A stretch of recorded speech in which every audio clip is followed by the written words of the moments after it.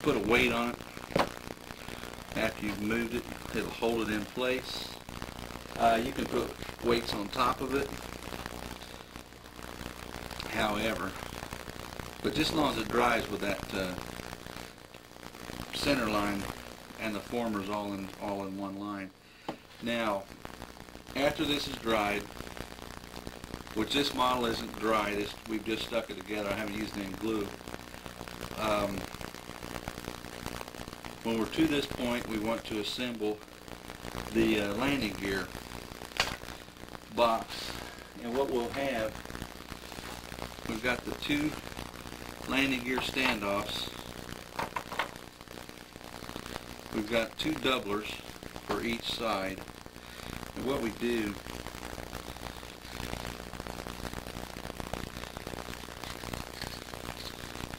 this is the part that goes up against the motor beam.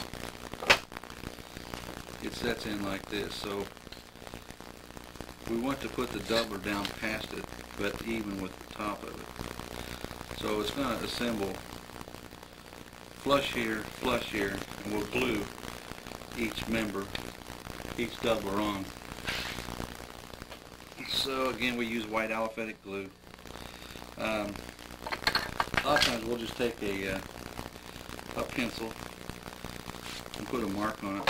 That way we know where the glue should come to. That way we don't glue things that don't need to be glued. And line it up, like I say, the front and the top. Same thing here. In other words, you have a little notch sticking out here, and you have a U in the bottom for the doubling effect. What we'll do is you just put a couple clamps on this and you get it the way you want it. Set it aside and let it dry. Put 2 or 3 clamps on each one. Then when they're to that point, they'll look like this. They'll be glued together. And we have to add the brackets that actually bolt the landing gear to the fuselage. There's a left and a right. We're going to make this like the sides had to be left and right. And they'll go on the outside of the landing gear standoffs and point inwards like this. What we need to do to accomplish this, bring these up to the front, and we take a drill with a number 29. This is a 29 hole now. 1/8 inch is very close to a number 29, so you use an 1/8 inch. Drill through the aluminum, through the hole that's there. It'll come out of the wood, both of them. Then we'll take, we have some small screws we provide you in the kit.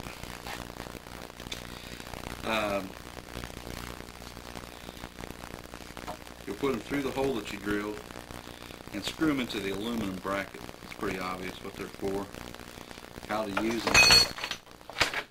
What we'll end up with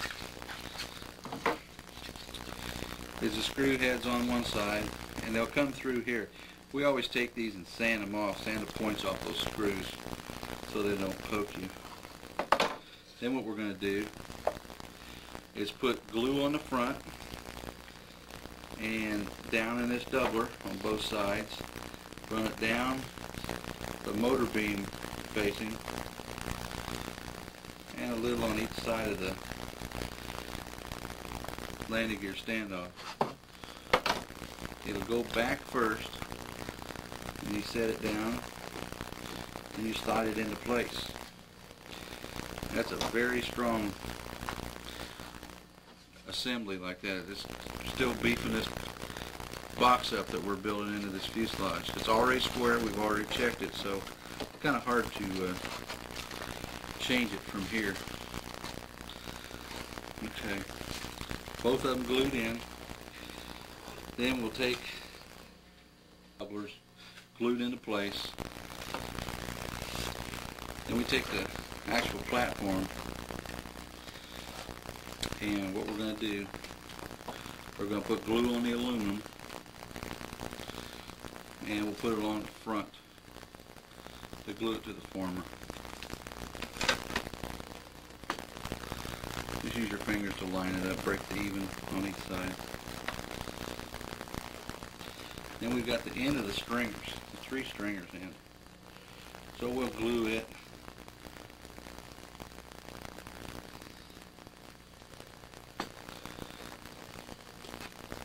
into place. Now the way to line this up, you get a 26-foot stringers that's straight, and you lay it where it goes.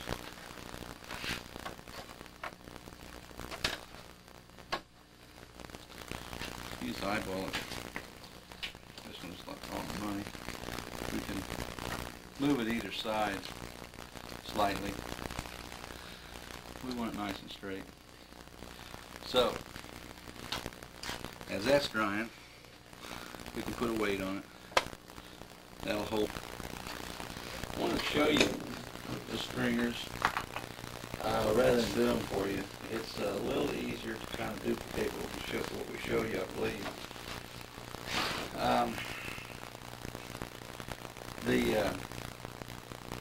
The stringers, as I told you just a moment ago, the center stringer, you can glue it in when you set this on your eyeball. I said eyeball, which is completely okay. You can just leave it in there, or you can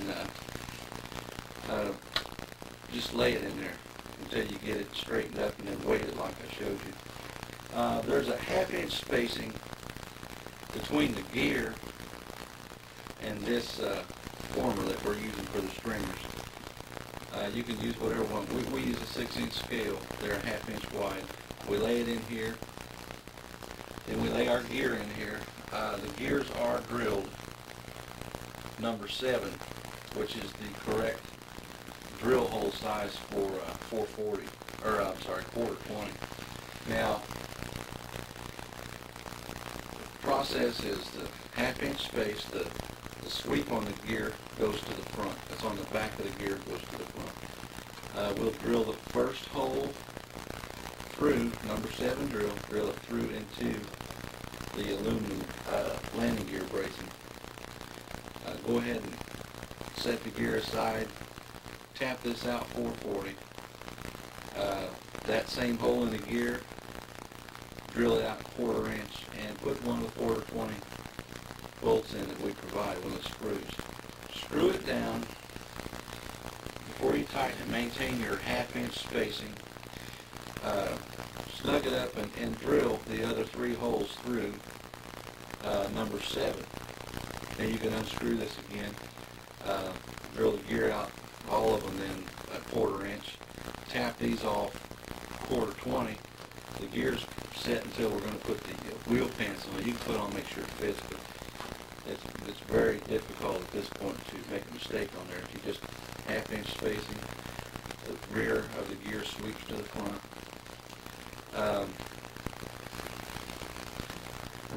Then you can glue this center stringer in. After that, we don't suggest putting them all in yet. After that, we'll want to install this wishbone. Point it or cut 2 different angles on it. One angle being this former, the other angle being this side. Glue it in 3 places. You're going to glue it on the side, the former, and that longeron, the bottom longeron, right past it, makes a nice glue joint. Up here, we're going to have 3 glue surfaces also. It's going to be this second former. We sand it flat on the sides to bring it together for fitting them. So the other wishbone is a glue surface, a glue point, and then the center stringer. So we fit them, glue them in. Very simple, very strong piece of cross bracing that we've installed that really puts a lot of strength in it. Now, there are 2 braces that we install in this F1 that hold these motor beams apart. It's 1/4-inch material like all the stringers. We glue it to the bottom of the opening here and to the top of the opening here. It holds the beams apart, make them snug. Those are the only ones you really want to make snug on here. Those and the F2 ones also. There are two same positioning F2 that hold these motor beams apart. Now on the 1/8 inch formers, to keep the weight on, we put 1/8 inch in, so we're going to take a piece of that 1/4 inch material again and go, you can either put it up against the longerons, I personally put it under the longerons, top and bottom one side. That increases that thickness from 1/8 inch to 5/16 or thereabouts. So extremely strong bracing at that point. Then you put your cross bracing in. Now you see the ladder effect, or the stair step effect. The tops are point to point, alternating. The bottoms are point to point opposite the tops. Makes a cross.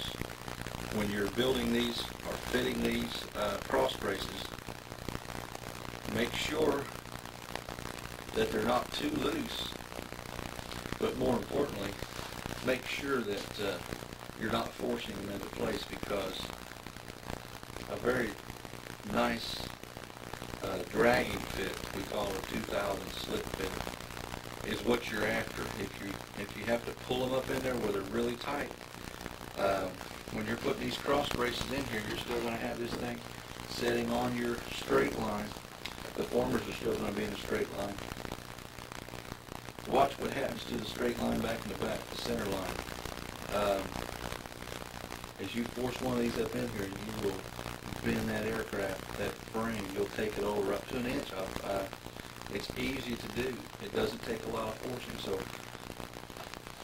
pull them up into place. You'll find that bringing them up in the back first and then bringing them up in the front is different from starting them up in the front and pulling them up into the back. I believe it's easier to set them here and drag them up into the front. Back in the back here, where the tail wheel platform is, there is no cross bracing underneath here between the last two formers, 6 and 7. You've got this tail wheel platform that we've installed.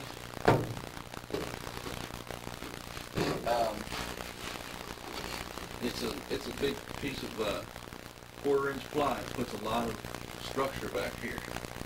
As you can see, the stringers, the way they end, the outside two, they're the longest up front, but they stop about where the tail wheel wire hole is. The next two in, the middle ones, they come back and make a box. We connect them with another piece of 1/4 inch stringer material.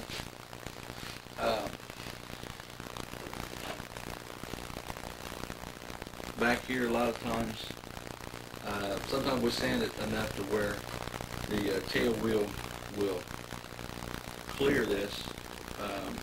Most of the time we take a small 3/16 round file and file a relief in here for the tail wheel to clear the rear of the fuselage. You don't want much load. You want a little load on it, but not much. This little clamp, little strap that comes with it, holds it in place. We usually put it right where you see it. A piece of scrap wood, we build this platform for the center stringer, just to make it flow straight back. That's all we're after. Nice flowing lines. If you look at the front again, how the stringers are. Like I said, the outside ones are longest up front. They stop right here at the F1. Now, go ahead and install the stringers, cross bracing, just like I've shown you. Very easy to do. Then we'll have completed everything we can do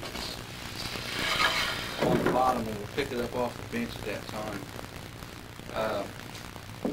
What we want to do next